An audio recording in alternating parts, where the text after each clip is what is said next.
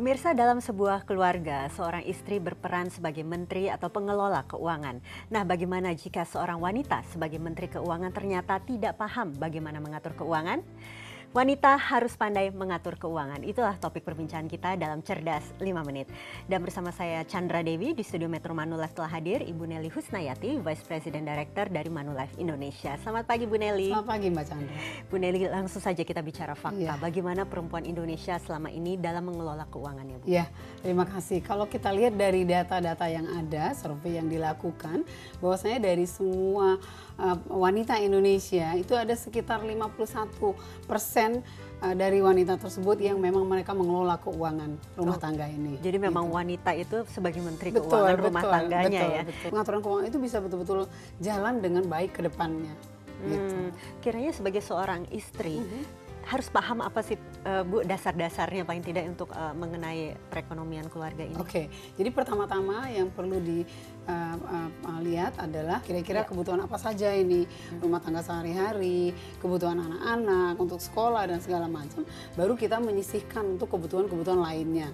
Apakah itu proteksi, apakah itu liburan dan yang lain-lainnya seperti itu. Oke, terkadang para wanita juga tidak menyadari adanya tingkat inflasi dan sebagainya ya Bu. Ya, Betul. apakah mereka memang harus memahami juga Harus bagaimana memahami, perkembangan perekonomian? harus memahami, terutama misalnya untuk biaya pengobatan aja, itu inflasi sekitar 14% setiap tahun.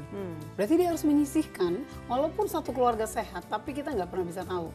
Kalau tiba-tiba ada anggota keluarga yang sakit, gitu ya. Jadi terus juga inflasi lainnya juga mesti kita lihat dalam biaya pendidikan misalnya. Biaya pendidikan itu sekitar 20%.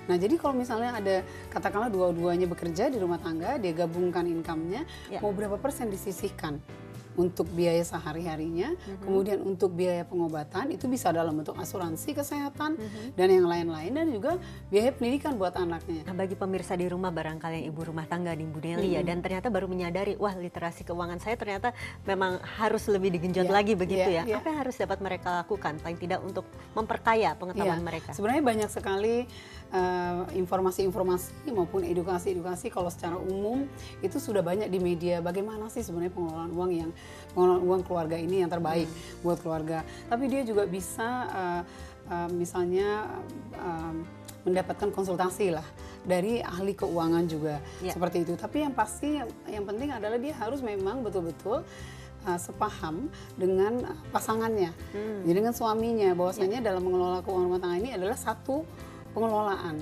gitu, sehingga betul-betul bisa dipilah dari income yang ada itu mana yang tadi untuk keperluan dasar, mana yang untuk pengobatan, mana yang untuk sekolah, dan mana yang untuk liburan, bahkan untuk nanti pensiun. Oke, jadi idealnya untuk mengelola keuangan keluarga ini ya Bu Nelly ya, meskipun istri adalah seorang menteri keuangan ya, tapi kiranya apa batasan-batasan seperti apa yang harus paling tidak berbagi tugas dengan suaminya seperti apa? Iya, biasanya yang istri lebih melihat kepada kebutuhan-kebutuhan yang sangat mendasar dari rumah tangga tersebut yang nggak boleh nggak ada, gitu ya. Baru nanti ditambahkan lagi untuk mengelola kira-kira keluarga perlu refreshing kemana setiap minggunya, itu juga perlu disisihkan.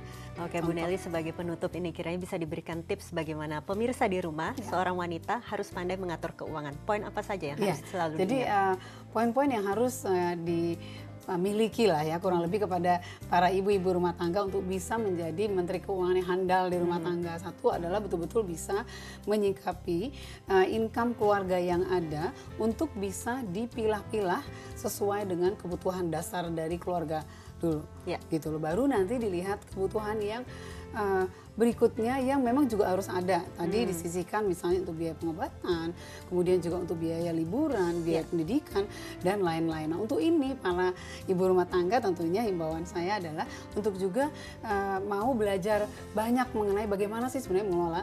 Kita tidak harus menjadi seorang ahli keuangan, tetapi paling tidak tahu bagaimana mengelolanya. harus paham mengelolanya juga ya. Terima kasih Ibu Nelly atas informasinya, pastinya bermanfaat bagi pemirsa. Terima kasih Mbak Chandra. Dan pemirsa, demikianlah Cerdas 5 Menit, Cerdas Finansial untuk episode kali ini. Saya Chandra Dewi, terima kasih dan sampai jumpa.